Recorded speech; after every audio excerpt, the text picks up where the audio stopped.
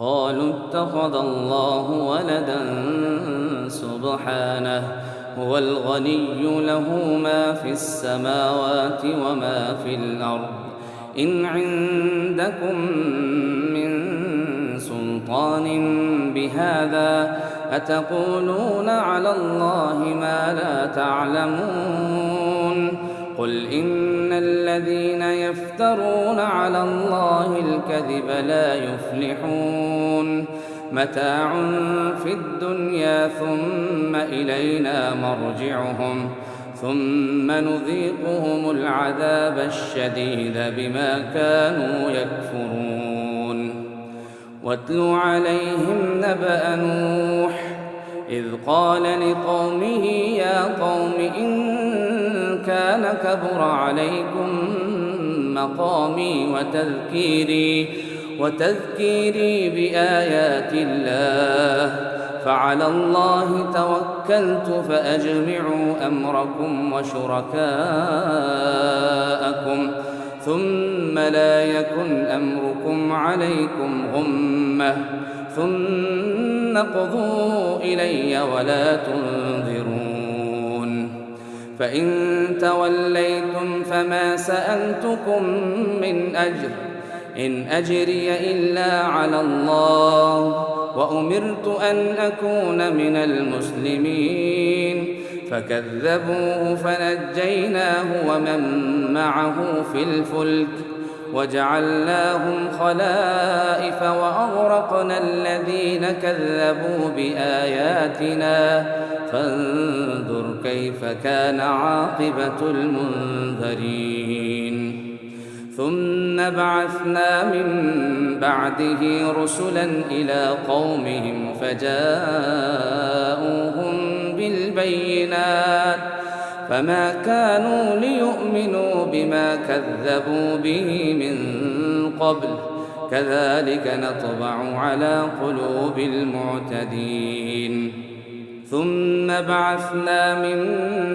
بعدهم موسى وهارون إلى فرعون وملئه بآياتنا فاستكبروا وكانوا قوما مجرمين فلما جاءهم الحق من عندنا قالوا إن هذا لسحر مبين قال موسى تقولون للحق لما جاءكم أسحر هذا ولا يفلح الساحرون قالوا أجئتنا لتلفتنا عما وجدنا عليها آباءنا وتكون لكما الكبرياء في الأرض وما نحن لكما بمؤمنين وقال فرعون ائتوني بكل ساحر عليم فلما جاء السحرة قال لهم موسى ألقوا ما أنتم ملقون فلما ألقوا قال موسى ما جئتم به السحر إن الله سيبطله إن الله لا يصلح عمل المفسدين ويحق الله الحق بكلماته ولو كره المجرمون فما آمن لموسى إلا ذرية من قومه على خوف من فرعون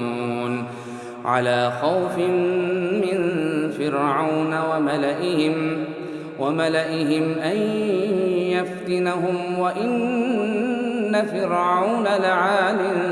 في الأرض وإنه لمن المسرفين وقال موسى يا قوم إن كنتم آمنتم بالله فعليه توكلوا إن كنتم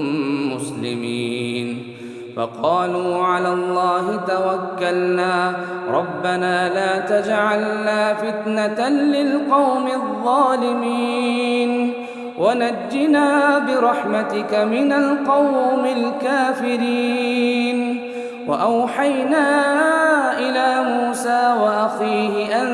تبوأ لقومكما بمصر بيوتا وجعلوا بيوتكم قبلة وأقيموا الصلاة وبشر المؤمنين. وقال موسى ربنا إنك آتيت فرعون وملأه زينة وأموالا في الحياة الدنيا ربنا ليضلوا عن سبيلك ربنا اطمس على أموالهم واشدد على قلوبهم فلا يؤمنوا حتى يروا العذاب الأليم. قال قد أجيبت دعوتكما فاستقيما ولا تتبعان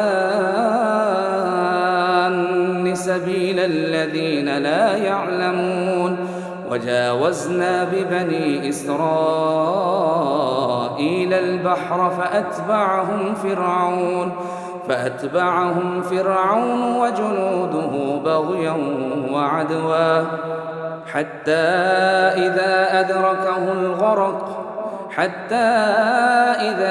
أدركه الغرق قال آمنت أنه لا إله إلا الذي آمنت به بنو إسرائيل وأنا من المسلمين.